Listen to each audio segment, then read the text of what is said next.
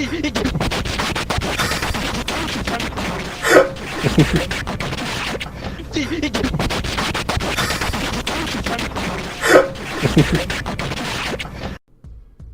everybody, Black Ninja 797 here, and welcome to Fall Guys. This is a brand new game that just came out on the PlayStation 4 and the PC on the 4th of August. Now, I know that seems like a weird selection, how it's only on just those two things in particular, and not on, like, let's say, all platforms or just Sony particularly, but apparently that seems to be the two.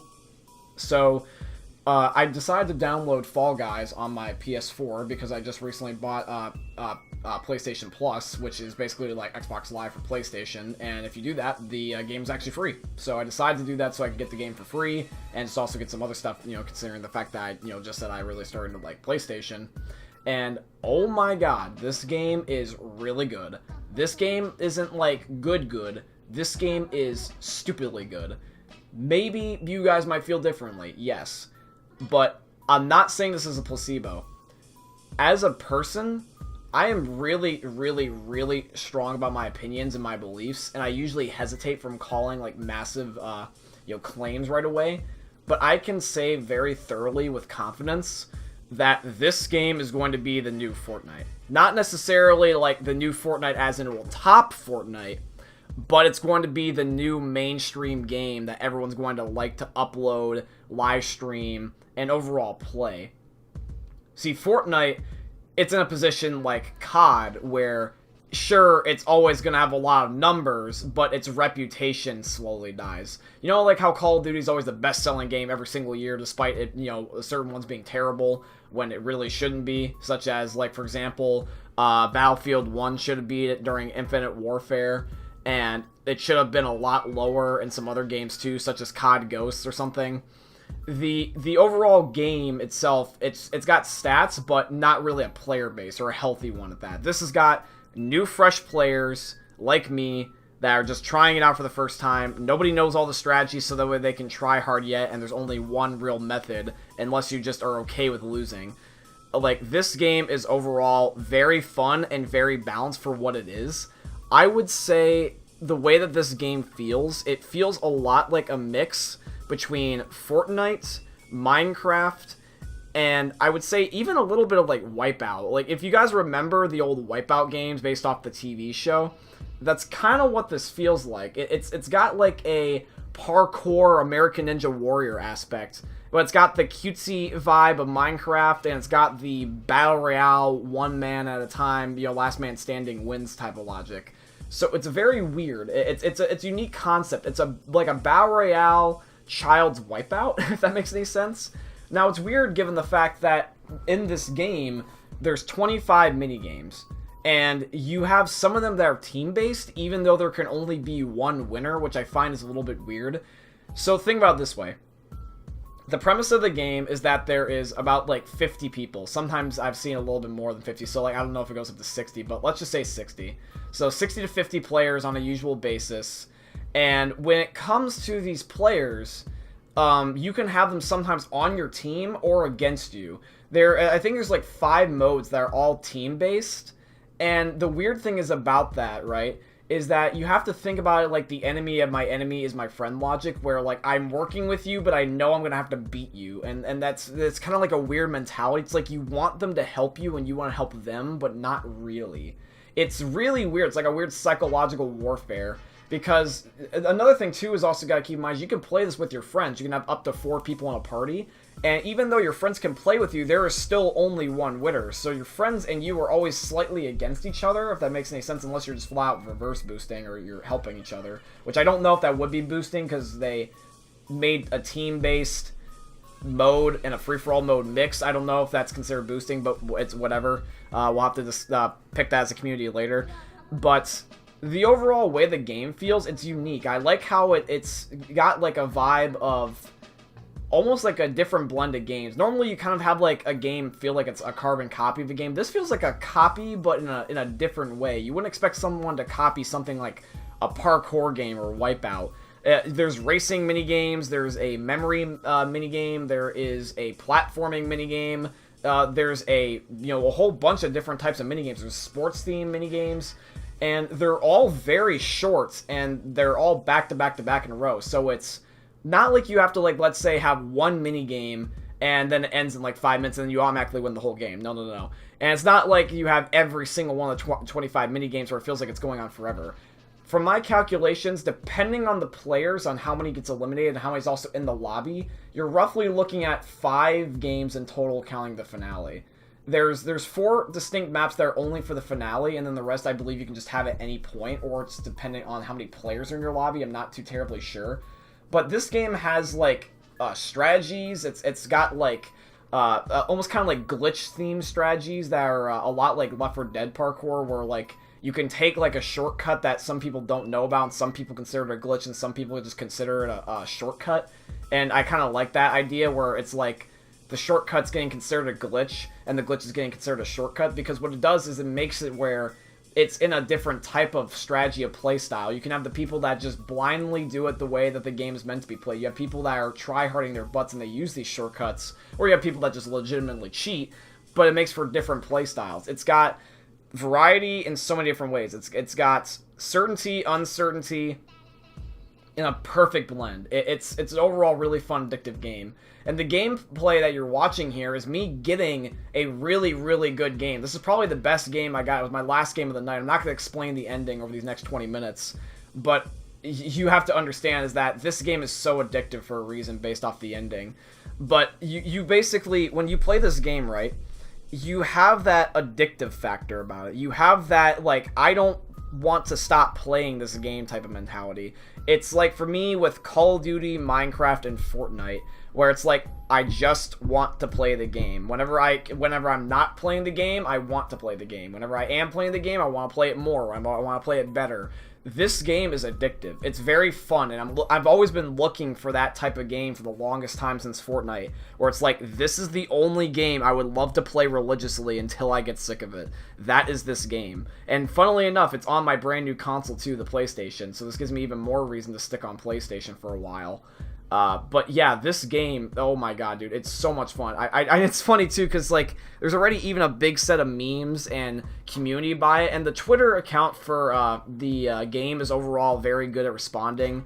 And I don't know if this game has had any updates or DLC yet, but the way that the community is reacting, the way that there's memes, and overall the way that the developers are reacting, it's overall very fun vibe. I mean, crap, there's a meme going around about how Tim the Tatman's like the worst player at this game, and it's really, really funny.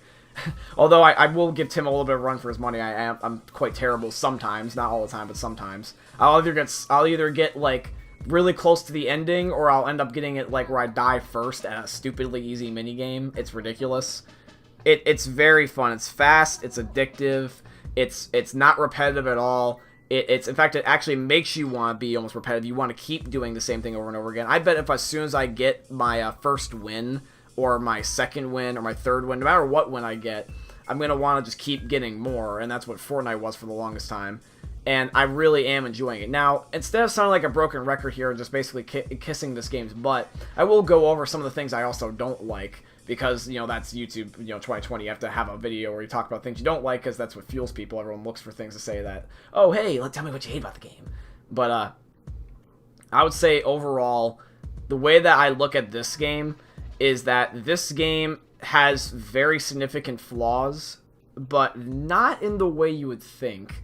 It has flaws as in, like, there's just kind of like a cluster F mentality behind this game. I don't know if that's what they were necessarily going for, but there's sometimes where the game just won't function because people don't have common sense.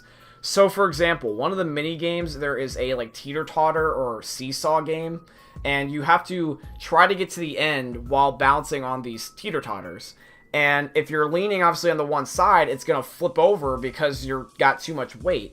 And so many people freaking rush to the absolute end of the thing just to try to get on.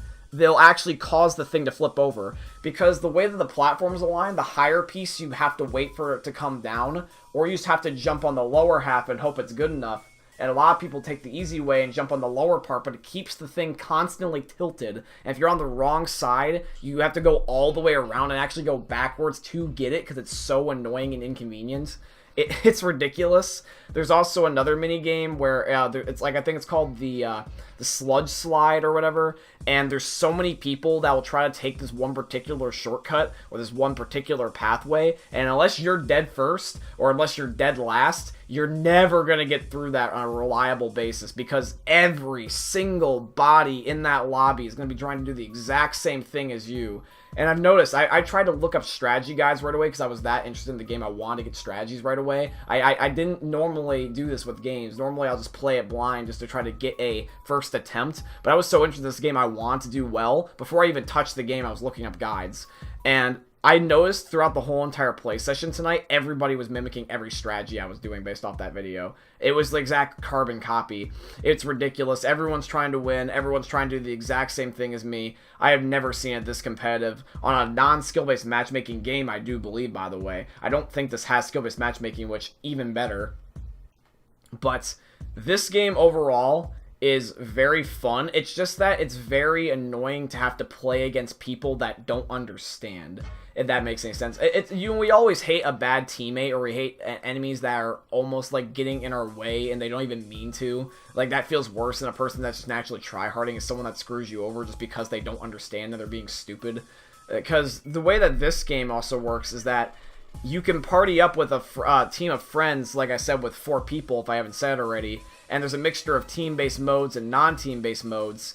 And it's annoying to have it where, because somebody doesn't understand the logistics of the game, they will screw you over. Like, for example, I'll have a teammate in a game called, like, Team Tail Tag or Team Tag Tail, and my teammates can actually take the tags or the tails off of the same team too. Like, for example, if I'm blue and my teammates see I have a tail, they can swipe it off of me even though we're on the same freaking team, which it's stupid. Like, you're hindering us because you want to be the one that has the tail. Because it's in this game, the team-based modes, it's not about what team that wins, it's just about a matter of what team is the loser, because the only person that gets eliminated is the last place team, and everybody else can move on. So you don't even necessarily need to win, you just have to not get last.